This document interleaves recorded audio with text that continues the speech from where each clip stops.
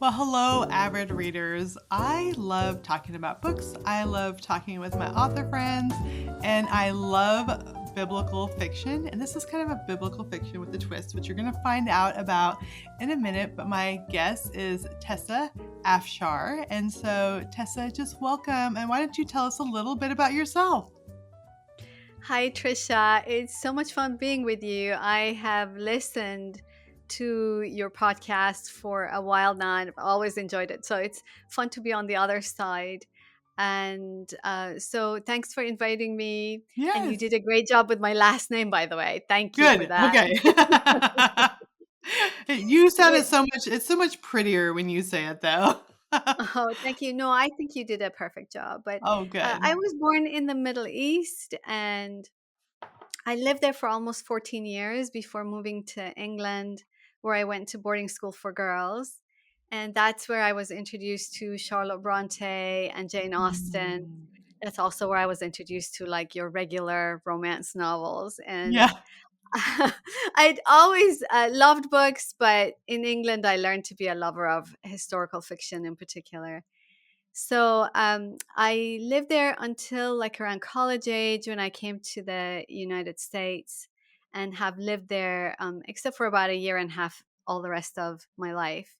This is my I'm an American citizen and I'm so blessed to be an American citizen and call this my home. It's just one of the treasures of God in my life. My hubby and I make our home in New England and Mm. uh, we tend our mediocre garden here and and this is where I live a lot of incredible adventures both through the books that I write and through the ones that I read.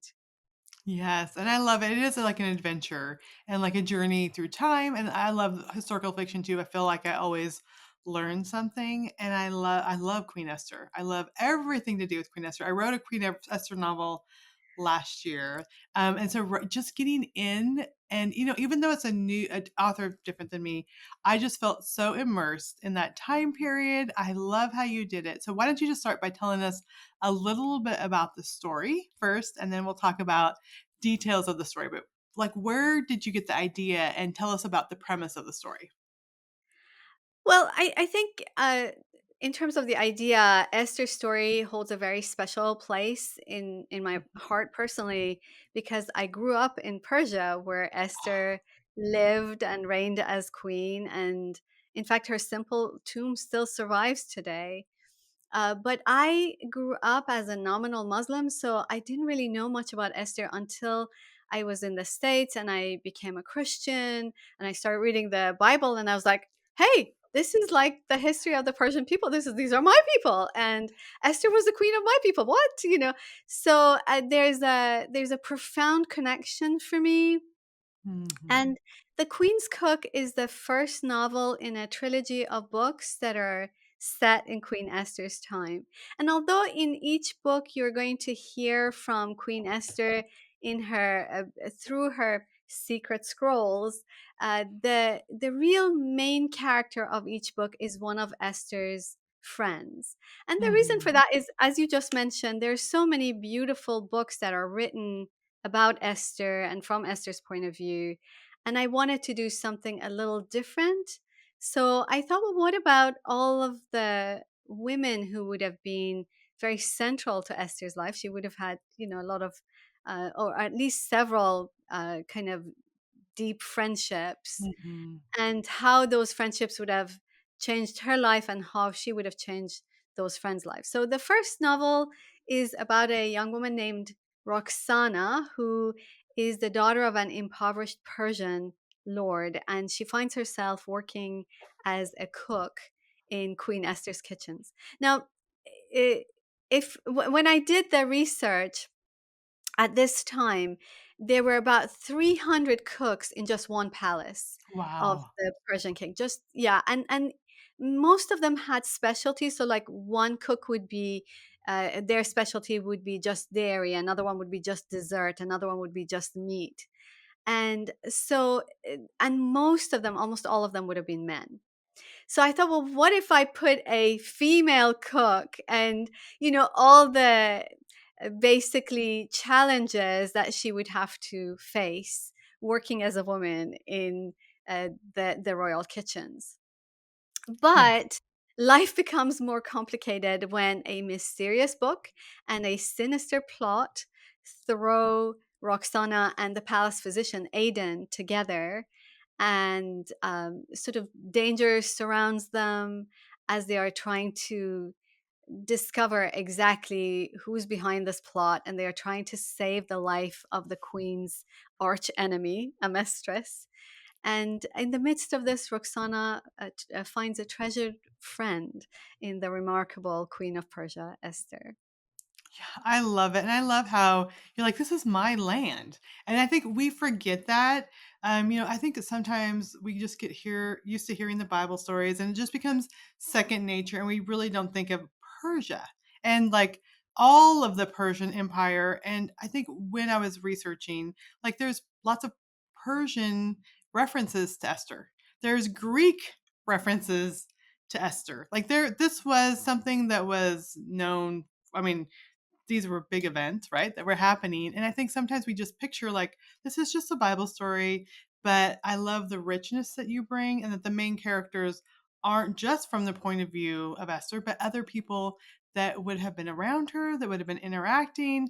And it was such a of the diverse empire for one, and just I love that you see a glimpse of that as you're coming from the point of view from Roxana. And so how did you come up with like her point of view? And I love that it's not just this Esther story as we always know, but there's secrets, and they're trying to figure out things and save people. How did you come up with that around what we know is the biblical story of Esther, and then you kind of wove the fictional tale around that? I think for me, my first novel came out was about Rahab. Hmm. And in my mind, and I didn't know anything about the publishing industry at the time. I just wrote this book and it was published. And in my mind, this was sort of a one off. And then I was going to go to my real love, which was sort of historical fiction set around Jane Austen's time.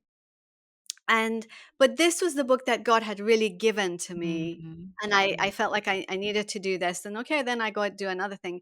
But what I didn't realize at the time was that once you write a novel in a certain period, and particularly if that novel is well received, then you're expected to stay in that Yeah. genre, right? Stay in that era. And so, when they said, okay, Tessa, this is great, what's next? And I said, oh, well, I had this idea about something during Jane Austen's time. They were like, no, no, no. Like, what's next in biblical era? So I always say, like, God bamboozled me into writing historical fiction set in biblical times, because that was not the plan. Even though he had sent me to school, I have a an MDiv, and I feel like he's prepared me, and I've sort of worked around the Bible in different ways, but I didn't get the message. I didn't get the memo. I was there and God was there. And so we sat down and we had like a real heart to heart for a while. I was like, okay, if Jesus, if this is where you want me to go, if this is the direction that you want me to go, then you have to use me as I am. You have to let me write the Mm. books that I love. And that's exactly what the Lord has done. So they are straight up uh, what we call biblical fiction books that I have written, but there's always a little bit of adventure. There's Mhm. obviously a little bit of romance. There's always a little bit of sort of the backstories, and particularly I either choose heroes and heroines that we don't know about, like Roxana. She is a fictional character, or else I choose very little known characters where I can add the aspects of novels that I myself love. I love a little Yeah. bit of mystery, so mystery comes in to many of my novels, and I love romance, so romance thread in most of my novels. So that's really how this kind of extra stuff comes in. You hear from Esther in the first person through, as I said, her Mhm. supposedly secret scrolls. Oh, reader one time I said, "Do you really have her secret scrolls?" No, no. This is how rumors start. No, I don't. I don't Yeah. have any. scroll.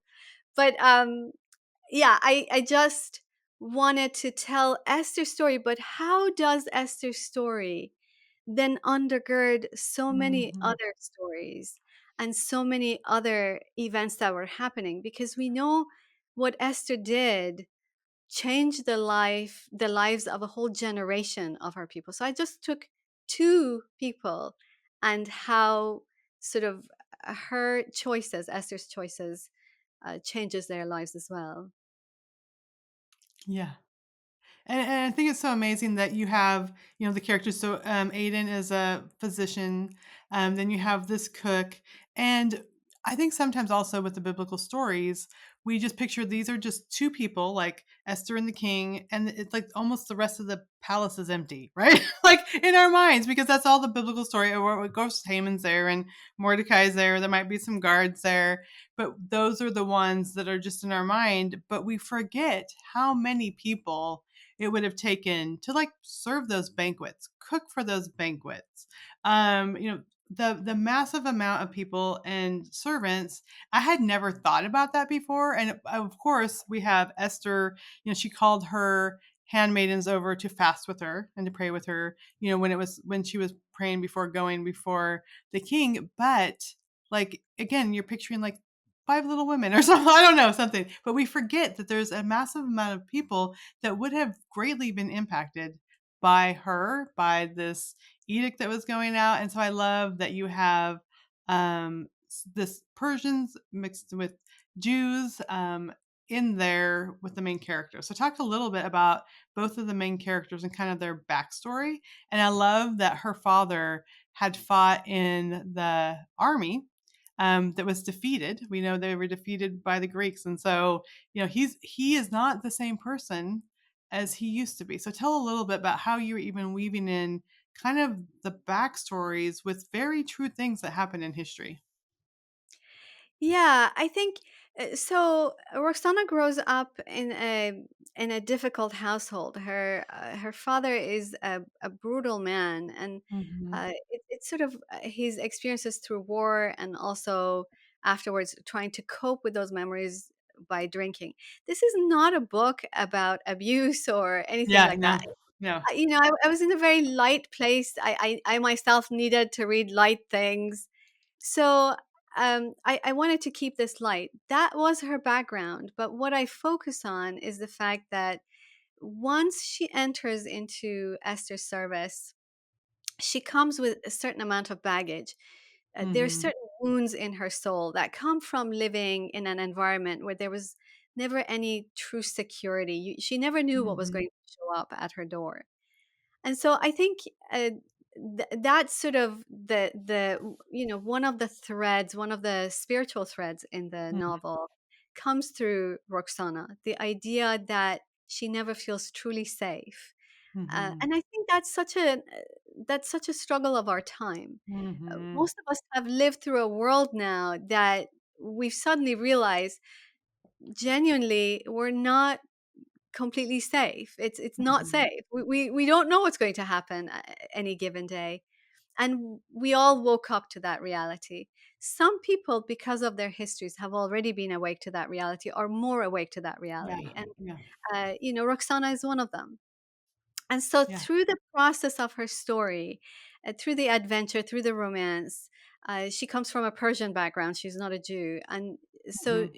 she has to little by little recognize how does she regain a sense of security. So once you've lost that sense of safety, it works out in your life. It shows up in your life in different ways. So in her, she has a lack of confidence in herself, even though she's very gifted, and she has she never feels really safe in her own skin.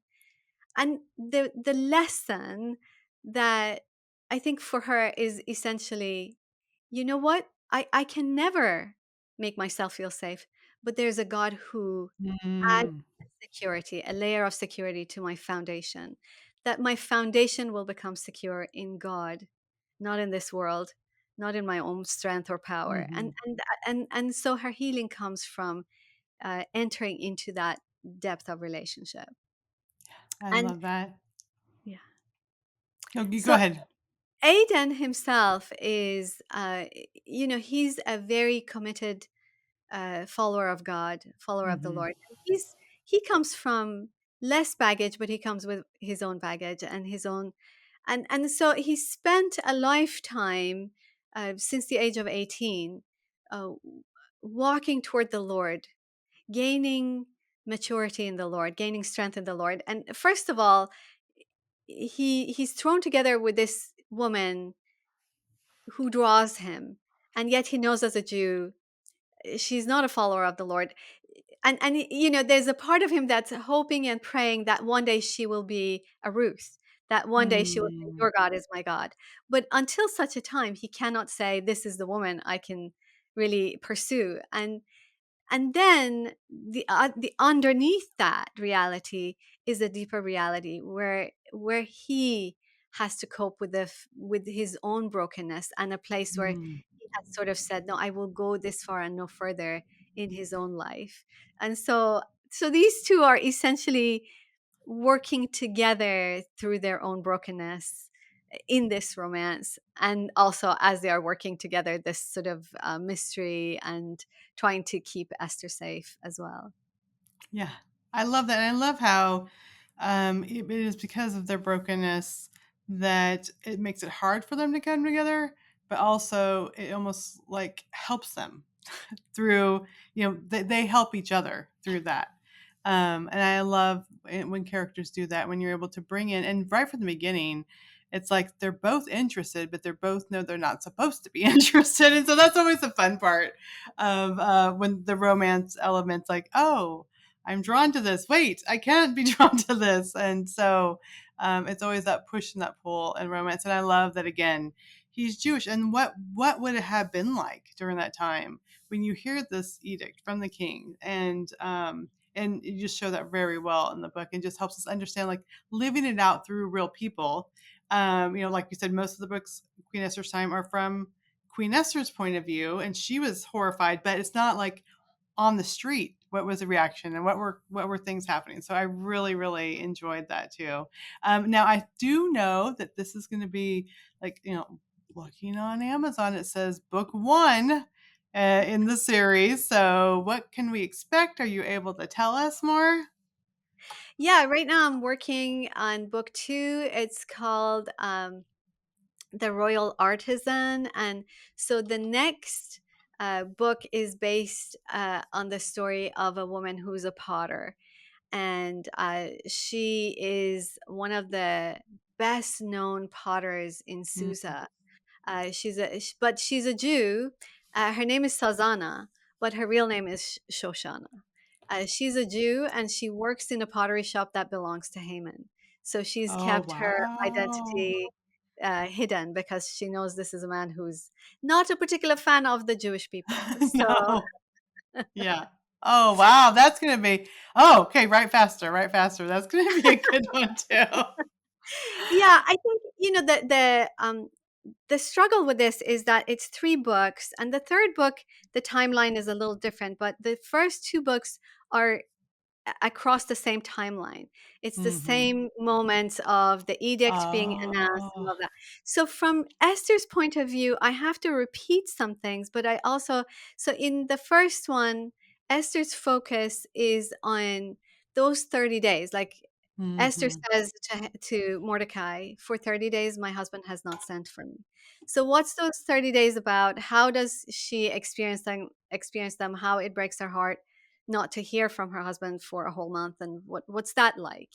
In the second book, it's more about the fact that the loss of her parents. She's been an Mhm. orphan. She's been raised as an orphan.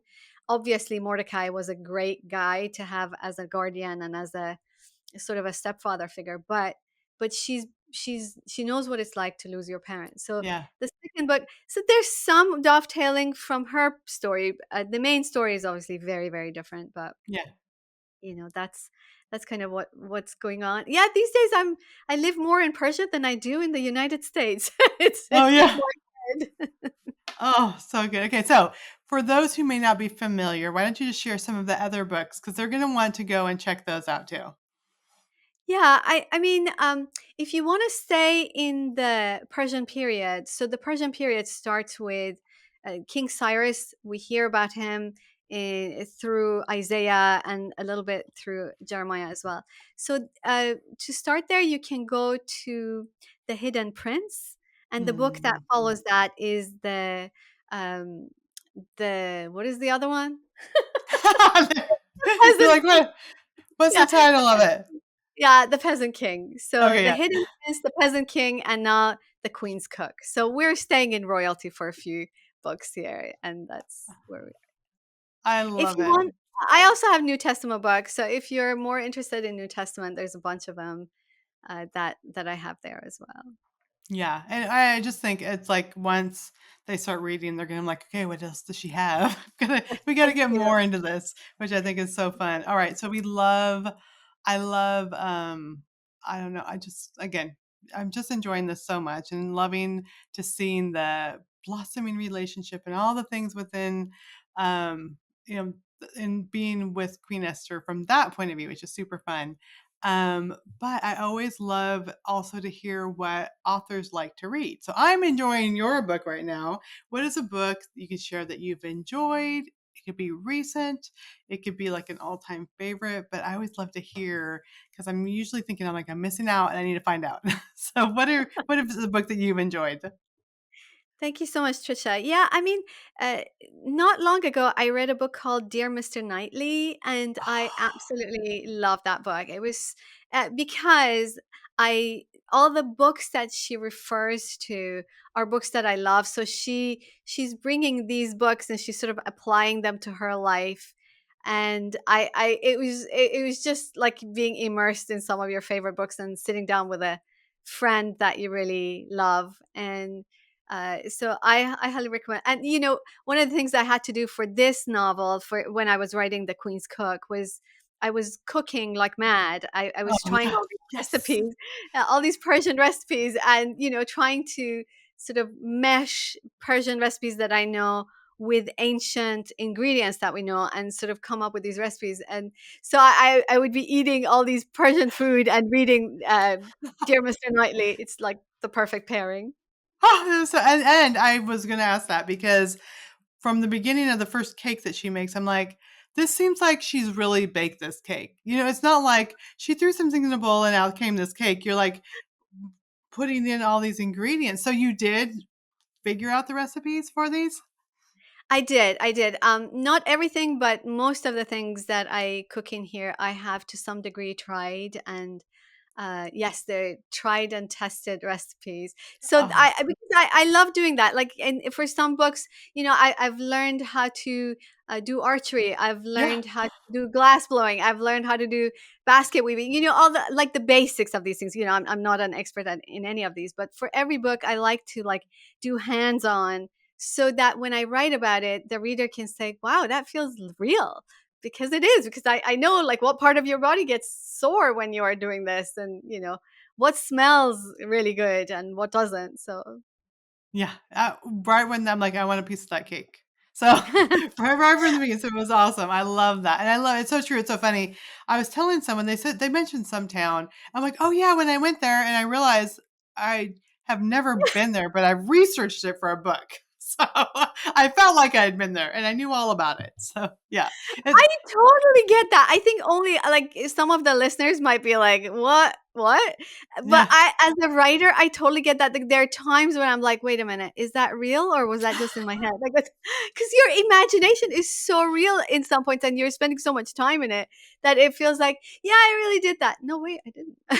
Yeah, exactly, and it is like you do get to be the archer, you do get to be the baker, you do get to be the glass blower, all these live through all these parts of history, which is just amazing, and I think people like, and that's what like, when it's alive in our mind, that's readers like, "Oh, your book, it felt like I was there." Like, that cake, I'm Yeah, like, I could smell it even though I couldn't smell it, like, when he walked in, he yeah. talks about he smells the Carol, what did you smell on her? It was nutmeg? I don't Cardamom, remember. I think. Cardamom, that's what it was, Cardamom. yeah, and I'm like, I can almost smell it even though I can't, but it was yeah, I Yeah, love that so much. I Okay, totally so understand. people are going to want to come and check out the Queen's Cook. And now they're going to be even paying more attention because I know the recipes are really, you were really doing the recipes. But where can people go just to connect with you online, and to find this book and all your other books? The best place to find me is tessaafshar.com. That's just my name.com. And Trisha, we all have spaces on social media that you can come and join us, and we would love to have you. But the truth is, those spaces don't belong to us. The space that Mhm. belongs to us, the real estate that's really ours, and no one can take it away, and no one can say, block us and say, no, you can't say that. That place is our website. So if you Yeah, come and sign up for our newsletters, it makes such a huge difference. And what you hear from us is truly what we want to say. I love that. I love that. Well, Tessa, thank you so much for being here today. Thank you. It's been a pleasure. I love hanging out with you. I loved it.